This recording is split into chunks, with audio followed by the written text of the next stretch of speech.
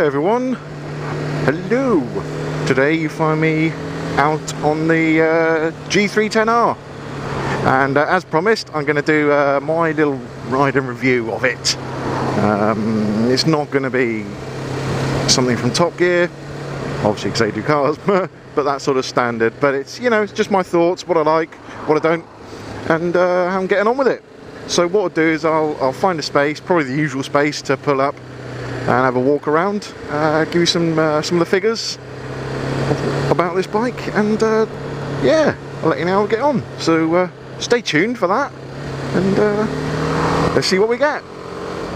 Right, so here we are, pulled over. I thought I'd do a little walk around her. So those who watched the last video will know exactly what I got this for, and that is commuting.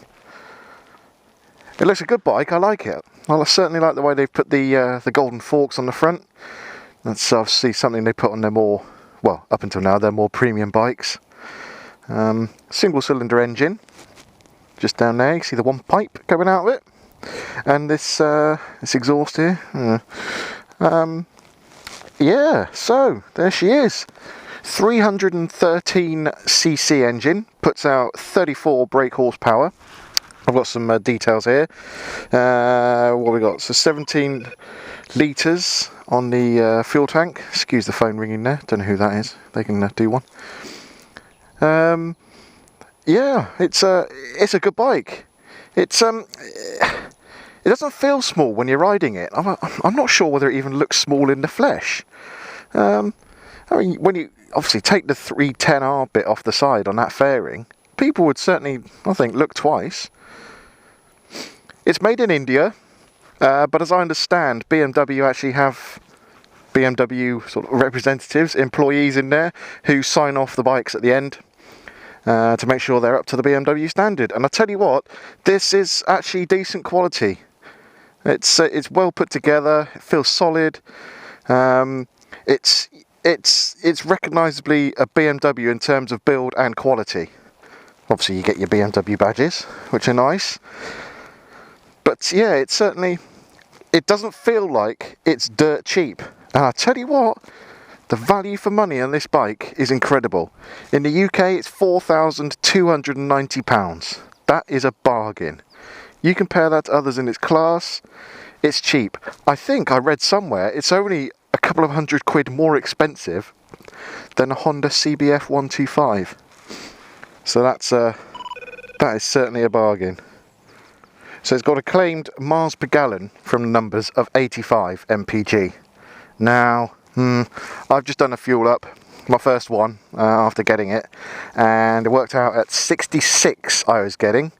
But still, you know, it's not bad. We'll see how it goes as the engine obviously runs in. I've still got the first 6,000 miles to do, so I'll keep you updated on that. I do actually track it on a website called Fuely, so you can have a look on there.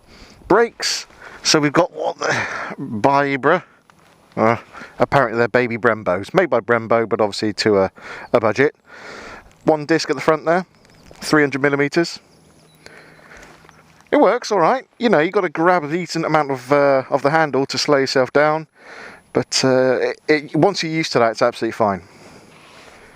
Obviously, we've got these sort of I don't know if they're aluminium or steel, but I suspect they'd be steel, wouldn't they? I don't know. Let me know.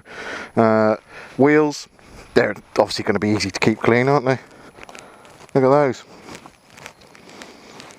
They'll be pretty straightforward. I can't imagine the servicing costs are going to be too high either, just being a single. I've got to take it in for its first service after 600 miles, so I'll let you know the cost of that and how we get on. Seat height it's classed as medium. I think it's about 700mm. It's very comfy. It's nice. It's quite well padded. There you can see it, quite springy, and you sit nicely down in the bike with your legs either side of the tank there. It's nicely sort of moulded in. It's comfy. You can spend well over an hour on this quite easily, really easily. It's very good. Something I do love about this bike is this LCD display here. So once this gets out of the way, you've got all your information on there that you could need. So this is just the startup screen saying I've got service in 500 miles, obviously. So there we go. You got your fuel gauge, gear indicator, time, very handy, miles per hour, and I've got it currently set on range, but you can scroll through, so you've got all kinds of stuff like fuel consumption there, so it's claiming 68, that's as you're going, average speed, the date obviously, how you set it up, and current odometer reading, trip 1, trip 2, engine temperature, and then back to range. I love that. I think it's really good. It's good to have a fuel gauge and a gear indicator on a bike at this price. Something certainly new riders will certainly enjoy. So let's jump on, go for a bit of a spin, and you'll see how she goes and how she sounds. Now don't expect anything incredible. It's a single, remember. Anyway, let's see what you think. Alright, so here we are then. It's a great fun bike to ride, really is. It's incredibly light. It's very flickable. You know, you really find yourself being able to flick it around corners, tip it in. It's great fun. And I find riding smaller engine bikes a lot of fun actually. You've got to work at it. You've got to work the engine. You've got to play the gears.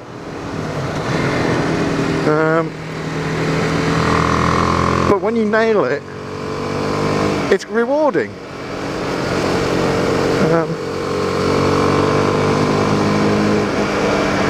This obviously is a single cylinder bike, so the top speed is advertised as 105 miles an hour. Now you're never going to get there, are you? You're never going to use that. This isn't going to go on a track.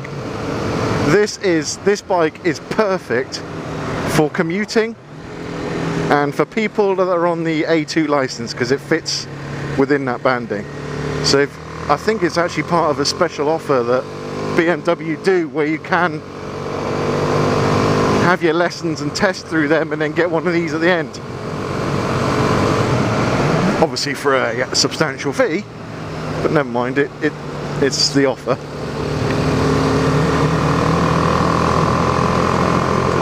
Comes standard with ABS, as all BMWs do.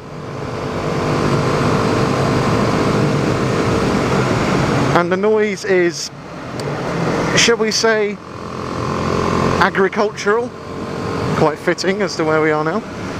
I slip right in with the tractors, but it's not a terrible noise.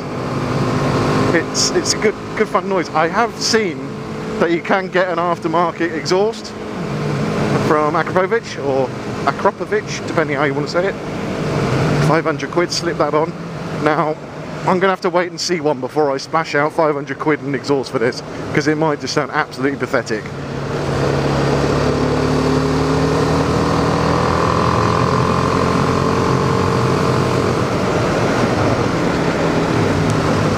This bike is going to sell incredibly well in the likes of South America, India, you know, places like that. I've heard the engine is absolutely bulletproof, so it will run on probably donkey piss. It's that strong. Obviously it's designed for those parts of the world.